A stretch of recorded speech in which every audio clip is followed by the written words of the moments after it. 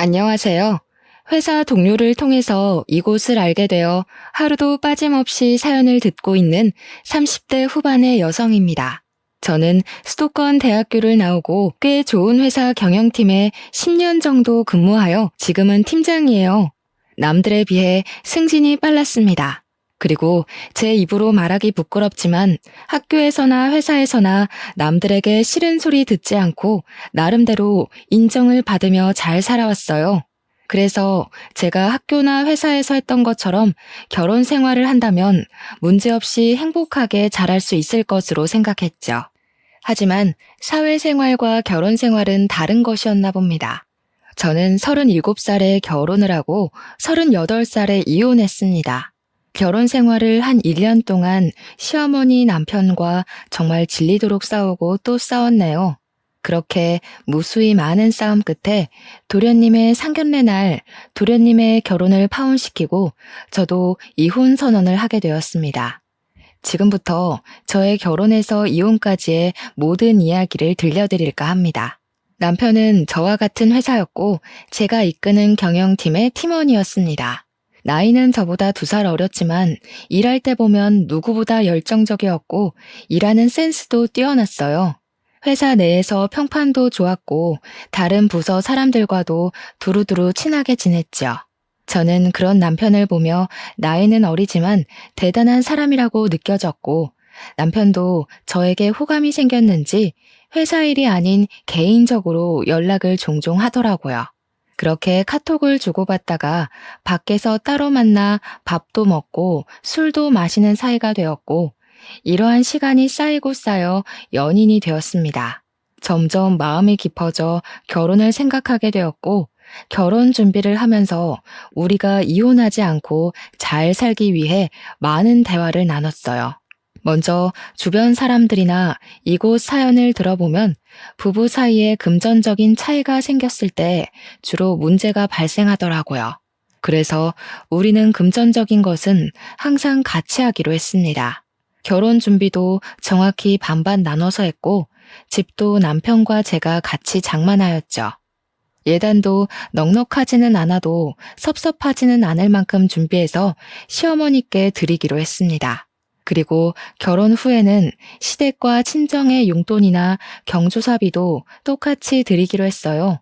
시댁과 친정 둘 다 아버지는 돌아가시고 어머니만 계신 상태인데 저희 쪽은 어머니가 떡집을 크게 하셔서 먹고 사는데 큰 지장은 없으시지만 시어머니는 딱히 일하시지 않고 형님과 남편 그리고 도련님이 매달 드리는 용돈만으로 생활하고 계시거든요.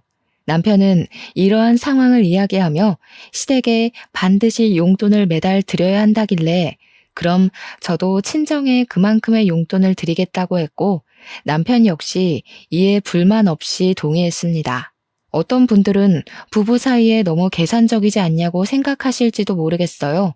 하지만 제 주변에서 시댁에는 용돈을 많이 드리고 친정에는 용돈을 적게 드리는 이유로 싸우다가 결국에는 이혼까지 하는 후배도 보았고 처음부터 확실히 이런 부분을 이야기하지 않고 참고만 살다가 나중에 서로에게 크게 상처 주는 부부도 봐서 일부러 돈에 관련돼서는 확실하게 정리를 하였습니다. 부부의 공동 생활비 역시 매달 동등하게 내고 남편도 저도 일을 하다 보니 집안일 또한 당번을 정해서 번갈아 가면서 하기로 했어요. 이렇게 우리는 결혼 전부터 부부 생활에 대해 많은 이야기를 나누고 최고의 합의점을 찾아 우리의 생활 규칙을 완벽히 정한 뒤에 결혼했습니다. 결혼식을 마치고 남편과 팔짱을 끼고 행진할 때 이 남자와 앞으로 살 날이 너무 기대되었고 설레었어요. 신혼여행을 가서도 남편과 저는 그저 행복했고 앞으로도 이렇게 우리는 함께 웃으며 잘 살 줄 알았습니다. 신혼여행 후 한국으로 돌아온 우리는 먼저 친정으로 향했습니다. 결혼식 전에 신혼여행을 마치면 친정에서 먼저 1박을 하고 시댁으로 넘어가 1박을 하기로 약속을 했었거든요.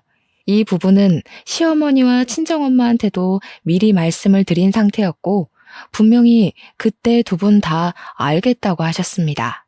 그래서 계획한 대로 먼저 친정에 가서 인사를 드리고 같이 저녁을 먹고 있는데 시어머니한테 전화가 왔어요. 전화를 받아보니 오늘 신혼여행을 마치고 귀국하는 날인데 왜 집에 안 오냐고 하시길래 친정에서 먼저 1박을 하고 이바지 음식을 받아서 내일 시댁으로 갈 것이라고 얘기했죠. 그랬더니 시어머니께서 너희 마음대로 그렇게 정하면 어쩌냐고 하시더라고요. 저는 결혼식 전에 미리 말씀드렸고 어머니도 그때 알겠다고 하시지 않았냐고 했더니 그런 소리 들은 적 없다고 하시는 게 아니겠어요? 그러면서 원래 결혼하면 시댁에 먼저 와야 한다며 음식도 이미 다 해놨고 친정과 시댁이 멀지 않으니 바로 오라고 하셨습니다. 그런데 이미 친정에 짐도 다 푼 상태에서 밥을 먹고 있었는데 갑자기 어떻게 다시 갑니까? 그래서 시어머니께 죄송하지만 이미 말씀드린 부분이고 지금 시간도 늦었으니 내일 가겠다고 했습니다. 그러자 시어머니는 씩씩대며 그냥 전화 끊어버리셨어요. 기분이 찜찜하긴 했지만 그래도 내일 가서 남편과 제가 잘 말씀드리면 되겠지 싶어 따로 다시 전화를 드리지 않았습니다. 그리고 다음날 친정엄마가 준비해주신 이바지 음식을 받아서 시댁으로 향했어요. 시댁에 도착하니 시어머니 제게 뚱한 표정을 지으시며 이제야 왔냐고 하시더라고요. 원래 여자는 결혼하면 뭐든지 친정보다는 시댁이 먼저여야 하는데 어떻게 신혼여행 후에 시댁에 먼저 올 생각을 안 하고 친정부터 가니? 앞으로는 그런 식으로 하면 안 된다.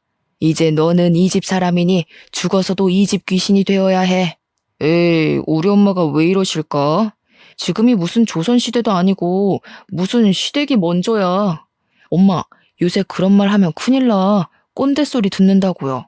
요새는 시댁도 처가댁도 공평하게 해야 해. 무슨 말도 안 되는 소리를. 네가 지금 우리 현수보다 나이 많고 팀장이라고 현수 조종해서 시댁을 얼렁뚱땅 넘어갈 생각하지 마라. 알겠니?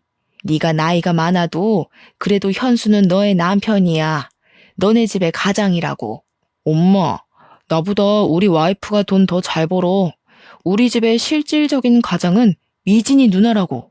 이게 아주 큰일 날 소리를 하고 있네. 안사람한테 누나가 뭐니 누나가. 이제는 안사람이라고 불러. 그리고 너네 집의 가장은 너야. 네가 돈을 더 적게 벌어도 그래도 넌 이 집의 장남이자 가장이라고. 그리고 미진이 너도 이제 현수라고 하지 말고 꼬박꼬박 현수 씨라고 존칭 써. 남편은 시댁이 우선시 되어야 한다는 시어머니의 발언에 열심히 제 편에서 말을 하려 했지만 시어머니는 꿈쩍도 안 하고 오히려 분위기가 더 안 좋아졌어요. 솔직히 시어머니의 말이 달갑게 들리지도 않았고 평소 같았으면 조목조목 따지고 대판 싸웠겠지만 결혼 후 처음으로 시댁에 오는 자리이고 남편도 열심히 노력하는 것이 보여서 그냥 가만히 있었습니다. 그 뒤로도 시어머니는 이바지 음식을 직접 만들어 와야지 업체에다가 사는 게 어딨냐면서 뭐라고 하셨어요. 친정엄마가 떡집 때문에 바쁘셔서 직접 요리를 못 하시긴 했지만 이바지 음식으로 유명한 업체에다가 비싼 돈 들여서 일부러 준비해 주셨거든요. 그런데 그런 음식을 가지고 뭐라고 하시니 기분이 많이 상했습니다. 그래도 남편이 중간에서 시어머니의 말을 잘 막아줘서 그냥 꾹 참으며 아주 불편하게 시댁에서의 첫날 밤을 보냈습니다. 우리는 모든 일정을 무사히 마치고 다시 일상으로 돌아왔어요.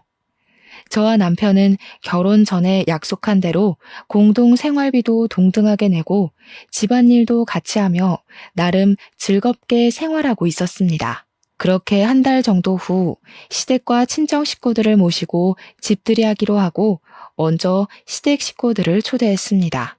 제가 직접 음식을 다 하고 싶었지만 평일에는 일하느라 바빠서 어쩔 수 없이 밀키트를 사서 상을 차렸어요.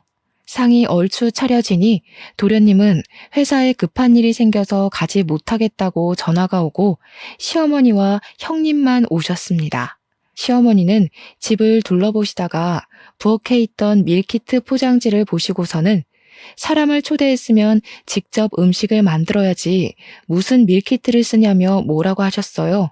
형님은 요새는 밀키트도 잘 나오고 무엇보다 회사 다니느라 바쁜 사람인데 어떻게 장보고 음식을 만드냐고 하며 제 편을 들어주시더라고요. 하지만 시어머니는 나는 젊을 때 애도 보고 어른도 모시고 요리도 직접 다 해다가 먹었는데 그게 그렇게 어렵냐며 뭐라고 하셨습니다. 그리고서는 일단 배고프니 밥을 먹자고 하는데 정말 국물 하나 남기지 않고 싹싹 긁어 드시더라고요.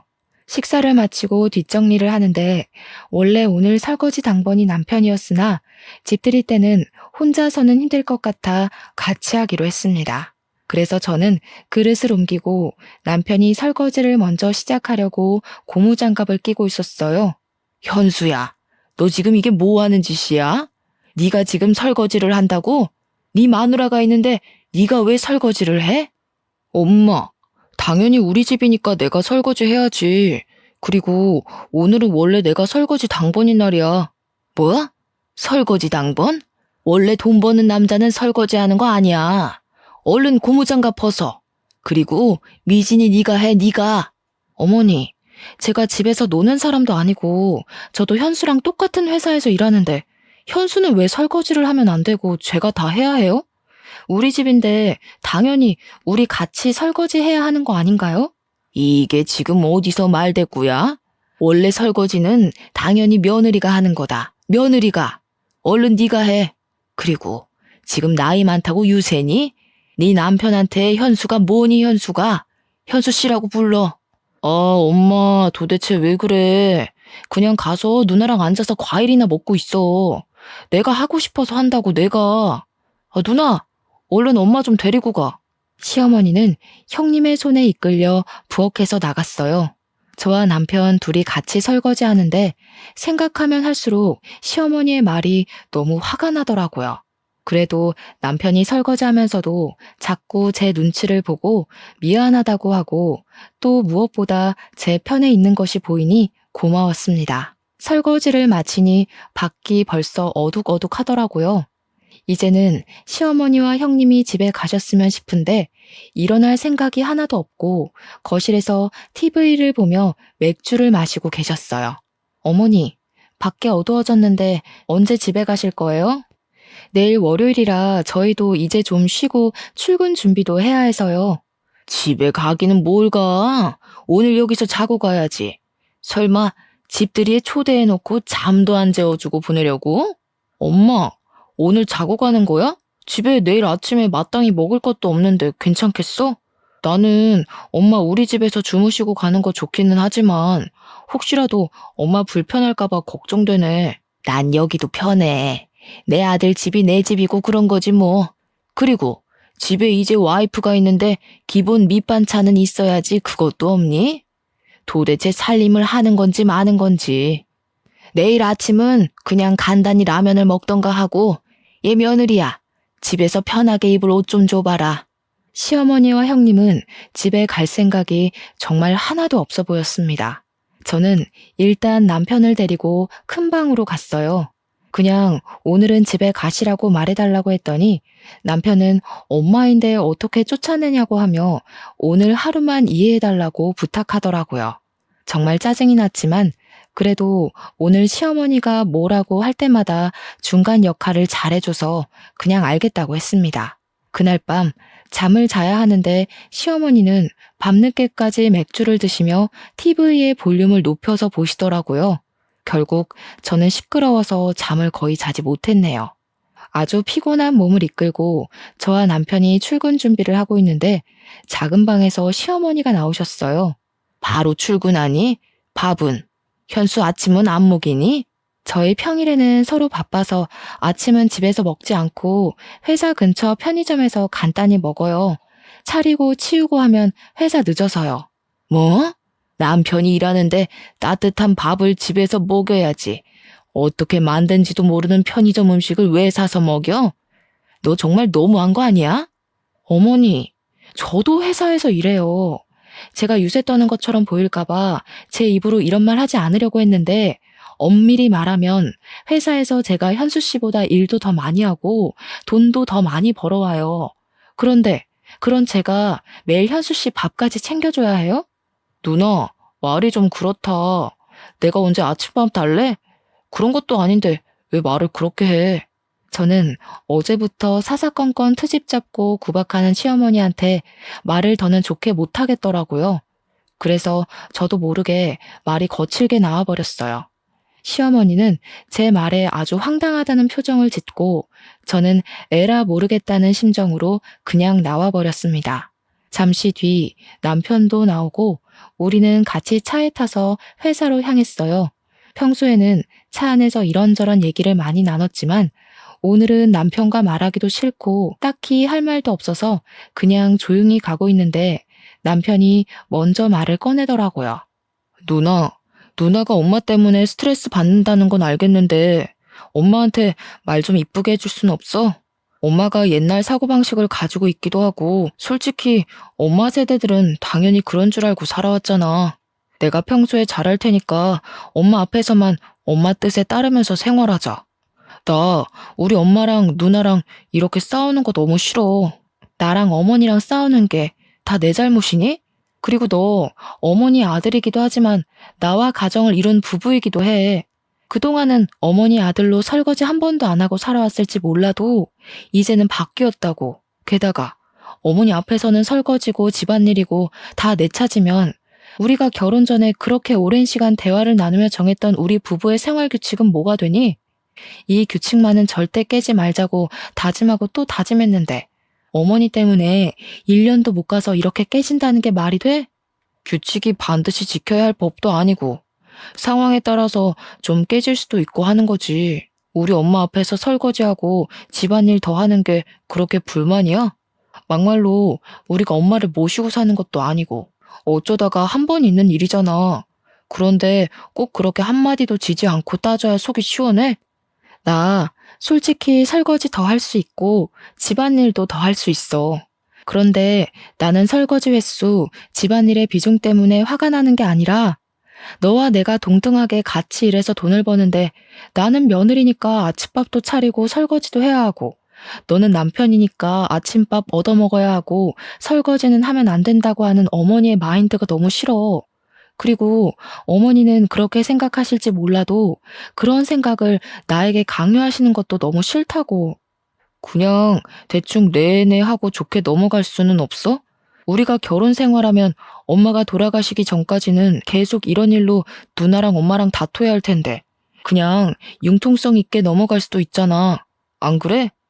그렇게 한 번, 두 번 대충 네네 하고 넘어가면 당장은 조용하겠지.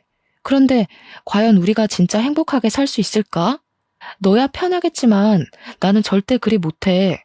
그리고 내 성격상 분명히 언젠간 크게 폭발하고 말 거야. 그래서 애초에 그러기 전에 제대로 짚고 넘어가자는 거야. 남편과 저는 서로의 생각의 차를 좁히지 못한 채 회사에 도착했고 바로 일을 시작했습니다. 그날은 거래처가 오전부터 방문해서 회의실에서 미팅하고 있는데 시어머니한테 전화가 왔어요. 하지만 제가 도무지 전화를 받을 수 없는 상황이라 무시했죠. 그렇게 1시간 정도 지난 후 무사히 미팅을 마치고 사무실로 가니 사장님이 저를 부르시더라고요. 제가 회의실에 있는 동안 제 자리에 전화가 쉬지 않고 계속 울려서 사장님이 받아보니 제 시어머니셨대요. 그런데 시어머니가 화가 단단히 나 계셨다면서 집에 무슨 일 있냐고 물으셨습니다. 저는 별일 아니라고 했더니 사장님은 집안일을 회사로까지 끌어들이지 말라며 한 소리 들었네요.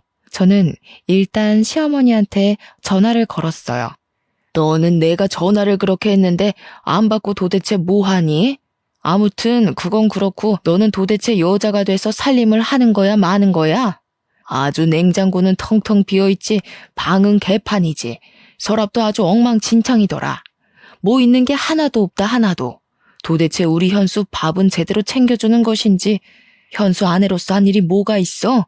어머니, 겨우 그거 따지시려고 그렇게 전화하신 거예요? 그리고 우리 집이 그렇게 엉망진창이면 그냥 집에 가시면 되잖아요.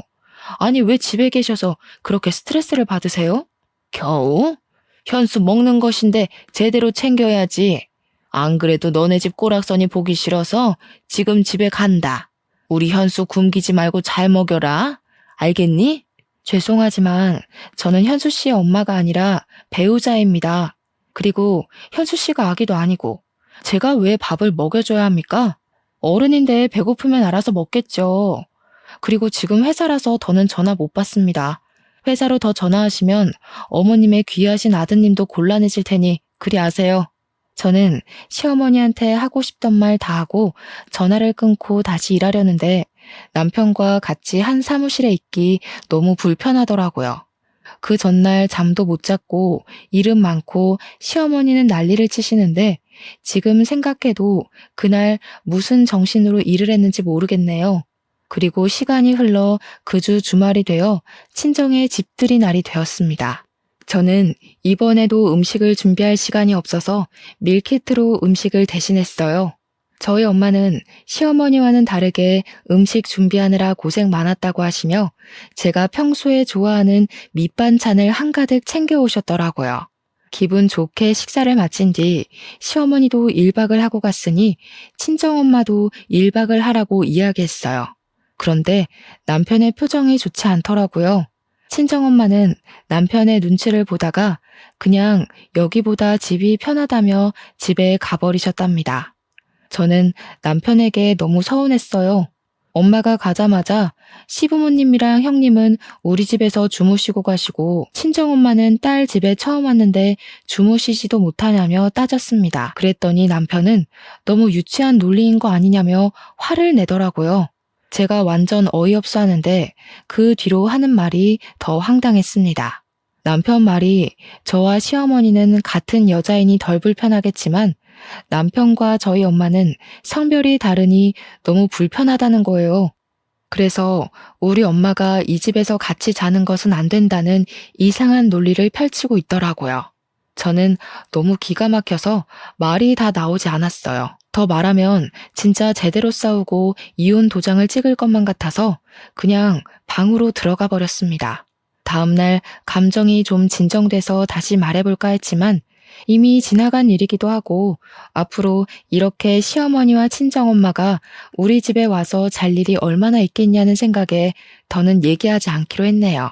그렇게 일주일 정도는 어색하고 서먹하게 지내다가 시간이 지나니 서운한 감정이 누그러들더라고요.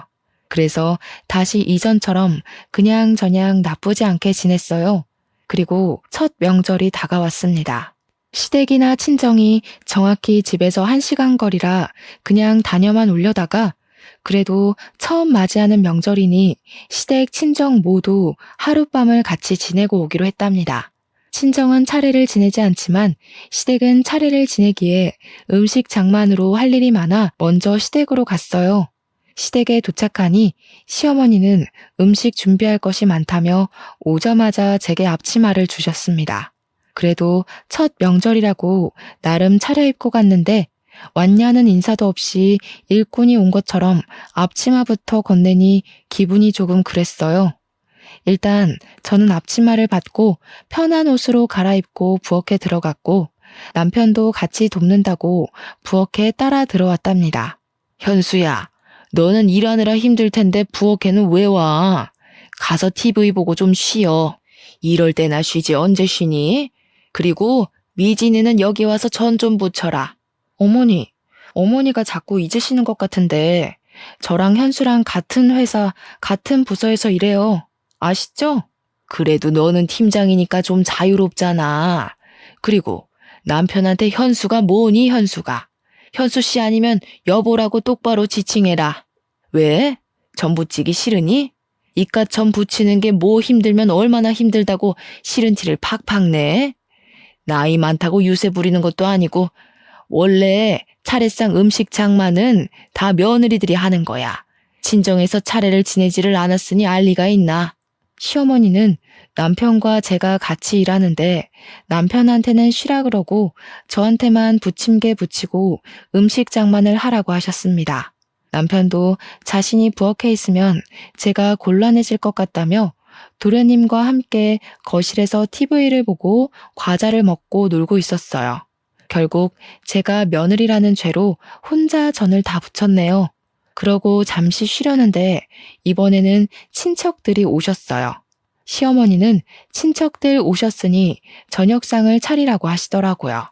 그래서 저는 음식을 준비할 테니 남편에게 상을 피고 수저를 놓아달라고 부탁했더니 남편은 친척들에게 잡혀서 이런저런 이야기 듣느라 거실에 앉아 아무것도 안 하고 있었습니다.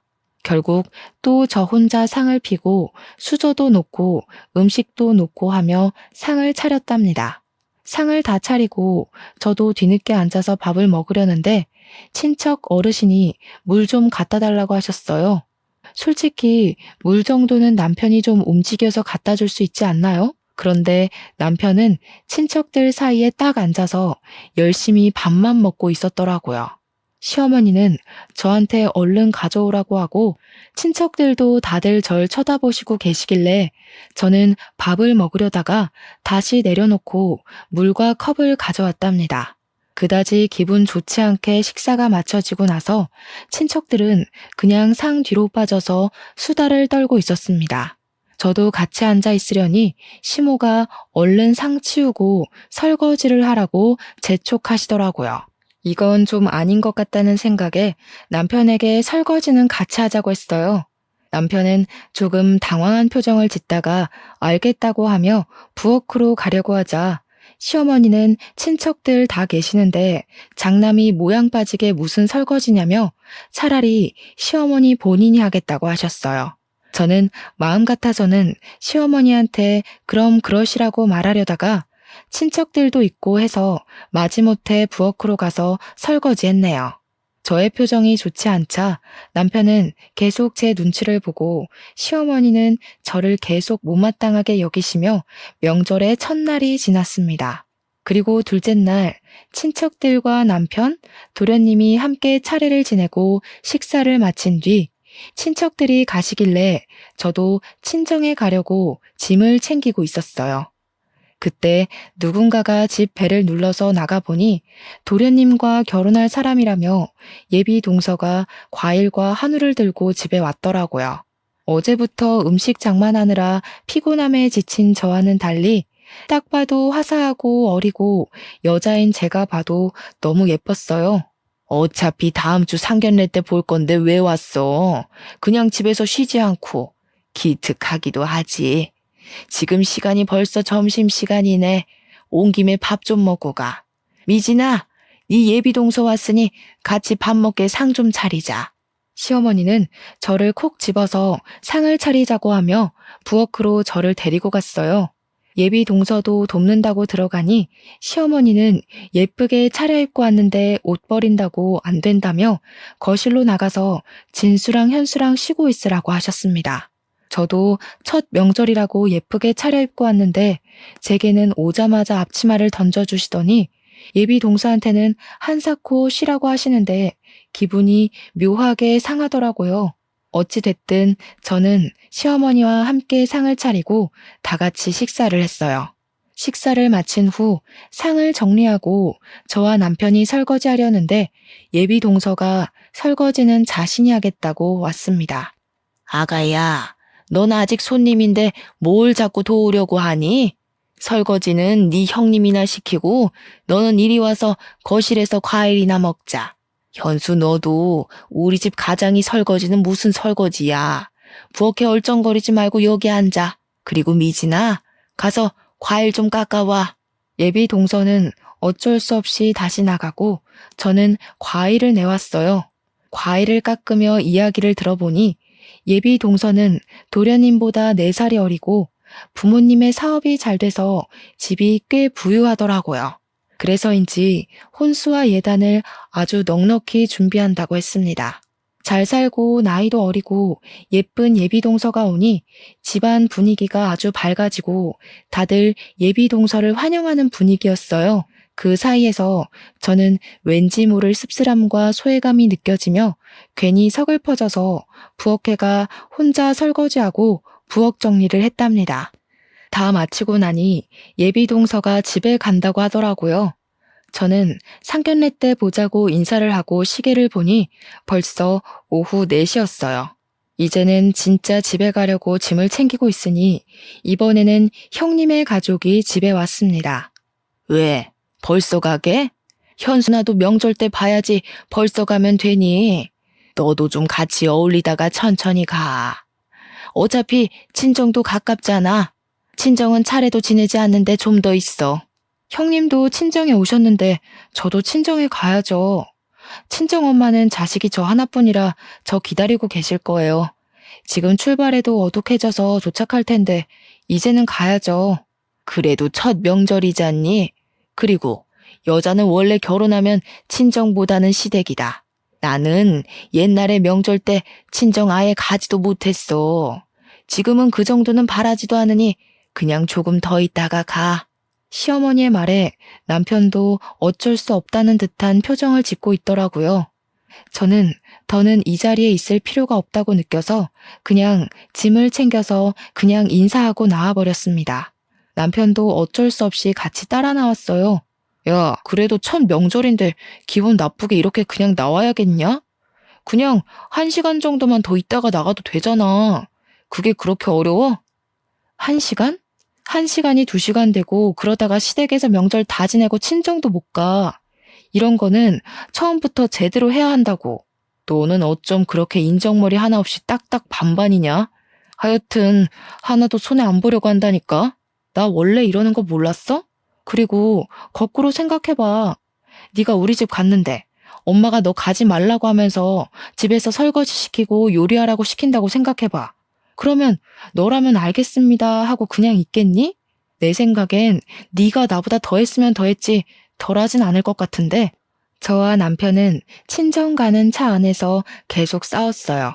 친정집에 도착해서도 우리는 표정이 좋지 않았고 그런 모습을 본 친정엄마는 시댁에서 무슨 일이 있었냐며 걱정하셨습니다. 시댁에서 있던 일을 말하려던 찰나 시어머니한테 전화가 왔어요. 전화를 받아보니 술에 잔뜩 취한 목소리더라고요. 너는 큰며느리라는 애가 첫 명절인데 내가 허락도 안 했는데 양해도 구하지 않고 그냥 친정으로 가버리면 되겠냐?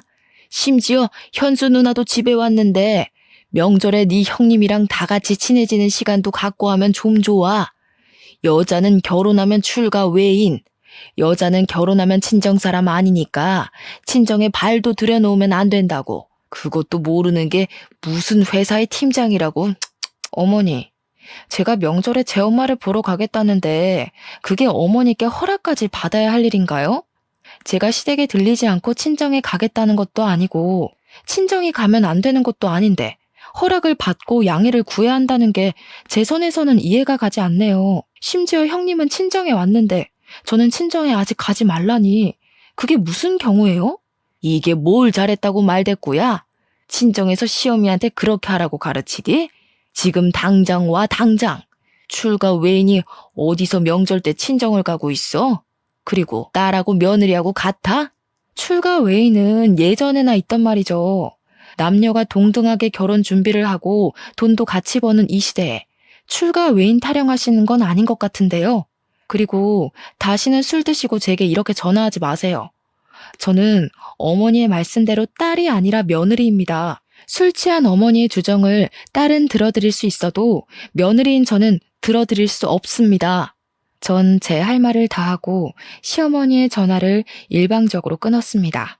그랬더니 시어머니는 남편 핸드폰으로 전화해서는 며느리 눈치 보느라 못 살겠다며 하소연을 하시는 것이 아니겠어요. 그때 저와 엄마는 남편과 같이 있어서 시어머니가 뭐라고 하는 것을 친정엄마가 다 듣게 되었어요.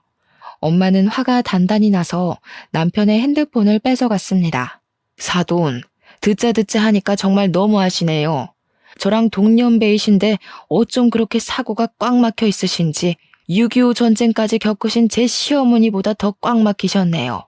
정말 제가 저희 딸을 그 집으로 시집 보낸 것이 너무 후회스럽네요. 일단 지금은 술 취하신 것 같으니 전화 끊으시고 더는 추태 부리지 마세요. 아시겠어요? 엄마는 술 취한 시어머니한테 따끔하게 한 소리하고 그냥 전화를 끊어버리셨습니다. 바로 다시 시어머니의 전화가 계속 울리고 남편이 받으려 했지만 제가 지금 전화를 받으면 바로 이혼이라고 하니 전화를 받지 않았어요. 그렇게 살얼음판 같았던 명절이 지났답니다. 명절이 지나고 오랜만에 출근한 날 회사에서 일하는데 1층에서 시끄러운 소리가 들려 나가보니 시어머니가 회사 문 앞에서 사람들과 싸우고 있더라고요. 가만히 들어보니 우리 아들과 며느리가 이 회사 경영팀에서 일하니 들어가겠다 하고 회사 사람들은 아무리 가족이라고 해도 이렇게 막무가내로 오시면 안 된다며 난동을 부리고 있었습니다. 저와 남편은 깜짝 놀라 1층으로 내려가자 시어머니가 왜 명절 때 전화를 받지 않느냐며 네가 그러고도 며느리냐고 하며 소리를 고래고래 지르시더라고요. 아무리 그래도 그렇지. 여기는 저와 남편이 일하는 회사입니다. 일단 가세요. 집에 가서 이야기해요. 이게 회사까지 쫓아올 만큼 중대한 일이에요? 당연하지. 며느리가 며느리 도리를 안 하는데 회사가 아니라 우주 끝까지라도 쫓아가야지. 2년이 일만 해와서 뭐 아무것도 모르는 것 같은데 오늘부터 퇴근하고 우리 집 와서 며느리 도리 좀 배워라. 이번 주에 진수 상견례도 있고 네가 그래도 맏며느리인데 진수 처한테 이것저것 알려주려면 너도 배워야 하지 않겠어? 엄마, 그만 좀 해. 회사에서 일하는데 이게 무슨 행패야? 제발 그냥 집에 가. 엄마 아들, 이 회사에서 잘리는 꼴 보고 싶어? 남편의 간곡한 부탁에 시어머니는 집으로 갔어요. 사무실로 들어가니 바로 사장님이 저와 남편을 부르셨고 제발 집안의 일을 회사에까지 끌고 오지 말라며 엄청나게 크게 혼이 났습니다. 안 그래도 그날은 연휴 끝난 후라 정신없는데 시어머니 때문에 더 정신없고 쪽팔려서 대충 급한 일만 마무리 짓고 저와 남편은 도망치듯이 퇴근을 했네요. 퇴근하며 남편은 내게 그냥 적당히 노인네 기분 좀 맞춰줄 순 없냐고 뭐라고 하고 저는 그런 남편의 말에 화가 나 크게 싸웠습니다. 그 뒤로 저는 시어머니의 전화를 받지 않고 남편과 대화도 하지 않으며 남남처럼 생활했네요. 그리고 도련님의 상견례 날이 왔어요. 예단 이야기가 나왔는데 예단비 2억에 고급 모피코트에 명품 가방을 준비한다고 하더라고요. 시어머니는 넉넉한 예단과 혼수에 너무 좋아했고 상견례장 분위기도 아주 화기애애했습니다. 이런저런 대화를 하다가 예비동서의 어머니가 저한테 시어머니가 잘해주시냐고 물어보셨어요. 네, 잘해주세요. 며느리는 출가 외인이니 친정보다는 시댁이 먼저야 하고 명절 때도 형님은 친정에 왔지만 저는 친정에 가면 안 된다고 하시고 맞벌이여도 남편 밥은 챙겨야 하고 남편한테는 설거지도 시켜서는 안 된다고는 하지만 그래도 잘해주세요. 예, 너는 왜 그런 소리를 이 자리에서 하니? 내가 언제 그랬다고? 지금 농담하는 거지? 사돈, 우리 집 맏며느리가 원래 이렇게 장난을 잘 쳐요. 장난 아닌데요? 매번 그러셨잖아요. 동서도 저번에 명절 때 집에 못 가고 있는 거 다 봤죠? 설거지도 제 남편한테는 하나도 안 시키고 저 혼자 다 했던 것도 기억하시죠? 이 집으로 시집 오면 그게 동서의 미래 모습이에요. 이제 명절 때는 친정에 갈 생각 마시고 주야 장천 설거지만 하셔야 할 겁니다. 사돈, 아니에요. 설마 제가 그렇겠어요? 제가 맏며느리한테는 그래도 둘째 며느리한테는 안 그래요. 명절날 아주 칼같이 보내겠습니다. 원한다면 설과 추석 번갈아 가면서 와도 돼요. 맏며느리는 일만 해서 뭘 잘 몰라서 제가 가르친다고 그런 거고 우리 둘째 며느리한테는 안 그럴 거예요. 저와는 다르게 둘째 며느리가 넉넉하게 예단과 혼수 준비해 가서 그러신가 보죠? 우리 시어머니는 예단으로 며느리를 차별하는 그런 분이셨네요. 저는 성격이 좋지 않아서 그런 차별 대우 받고서는 이 집 큰며느리로 못 있겠네요. 죄송하지만 이제 며느리 노릇 못 해먹겠어요. 그쪽도 저처럼 고생하기 싫으면 얼른 도망치세요. 남편이 좋아도 시어머니 자리가 별로면 아무래도 힘들더라고요. 저의 폭탄 발언에 예비동서 가족의 표정이 굳어지고 시어머니는 당황해 하시더라고요. 결국 예비동서의 부모님은 이 결혼 생각해 보겠다고 하고 자리를 박차고 나갔습니다. 야, 너는 동생 상견례 자리에서 꼭 이렇게까지 해야 해? 진짜 독종이다, 독종. 이혼하자, 이혼해. 나야말로 바라던 바야. 어머니, 도무지 이 집에서 며느리 노릇 못하겠네요. 저는 며느리 자리 사표 내고 이혼하겠습니다. 이게 지금 얼마짜리 혼수랑 예단이었는데 네가 다 망쳤어. 이제 어쩔 거야? 어찌할 것이냐고. 얼른 따라가서 아니라고 말해. 아주머니, 내가 그동안 아주머니한테 당한 것들을 그대로 다 말한 것뿐인데 아니긴 뭐가 아닙니까? 저는 할 말 없습니다. 그럼 이제 갑니다. 저는 그 길로 나가서 신혼집에서 짐을 다 싸들고 친정으로 갔습니다. 저희 엄마는 제게 괜히 결혼해서 눈치 보고 구박대기로 사는 것 같아서 마음 아팠는데 그렇게 살 바엔 차라리 이혼하고 혼자 사는 게 100번 1000번 낫다고 잘했다고 하셨어요. 솔직히 이혼이 잘한 일은 아니었지만 그래도 엄마가 그리 말해주시니 너무 감사했답니다. 그리고 월요일, 회사에 가니 남편이 일찍 출근해 있었습니다. 저는 남편을 회의실로 불러서 이혼 서류를 건넸어요. 남편은 무슨 이런 일 가지고 이혼이냐고 남들 다 이렇게 산다고 하더라고요. 남들은 다들 이렇게 살아도 나는 이렇게 못 살아. 내가 설거지 몇 번 더 하고 시댁에 오래 있겠다고 해서 이러는 거 아니야. 나에게는 엄격하게 며느리 도리 강요하면서 자기 아들은 집안일 하나 못하게 하고 내가 예단비 적게 해왔다는 이유로 벌써 대놓고 차별하라고 하시는데 나는 그런 차별 대우받으면서 못 산다고. 그렇지 않아도 네가 상견례 자리에서 그러고 나가서 진수 파혼했어. 그럼 된 거 아니야? 너도 꼭 이렇게 이혼까지 해야 해? 잘 됐네. 도련님 파혼시킨 마당에 내가 이제 시댁에 가면 나는 천덕꾸러기일 텐데 나는 더는 그렇게 못 살아. 이혼해. 우리는 회사 회의실에서 대판 싸우고 결국에는 이혼을 하기로 합의를 했습니다. 며칠 뒤 우리가 이혼한다는 소식을 들은 시어머니가 또 회사에 와서 저를 찾는다고 난리를 치는 바람에 회사에 남편에 대해 좋지 않은 소문이 났습니다. 그리고 얼마 지나지 않아 남편은 사람들의 따가운 눈총을 이겨내지 못하고 회사를 관두게 되었답니다. 반면 저는 이혼 후 여전히 경영팀 팀장으로 사람들과 좋은 관계를 유지하며 회사에 잘 다니고 있습니다. 솔직히 그동안 회사에 다니면서 다양한 상황들을 많이 만났지만 그래도 그때마다 잘 대처를 해왔거든요. 그래서 저는 결혼 생활도 잘할 줄 알았습니다.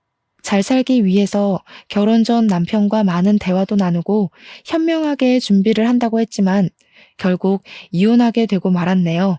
물론 저도 무조건 잘했다고는 생각지 않습니다. 제가 융통성 있고 좀 더 유연하게 해야 했는데 제 성격상 그러지 못한 부분도 있었을 것으로 생각해요. 하지만 저의 이혼을 후회하지는 않아요. 다시 그 상황이 되어도 조건 없는 며느리의 희생을 강요하는 전 시어머니와 처음에는 제 편인 듯 했지만 결국엔 어머니의 뜻에 수긍했던 전 남편에게 이혼 서류를 던졌을 것입니다. 다만 마음이 정리되고 나중에 혹시라도 마음에 드는 남자가 생긴다면 그때는 지금보다 더 현명하고 지혜롭게 결혼 생활을 하고 싶네요. 생기지 않는다면 어쩔 수 없고요. 그 전까지 저는 평소와 같이 열심히 회사 생활하며 자기 개발도 열심히 해보려고 해요. 그러다가 기회가 된다면 더 좋은 인연이 생길 수도 있겠죠? 그러길 바라봅니다. 지금까지 저의 긴 이야기 들어주셔서 감사합니다.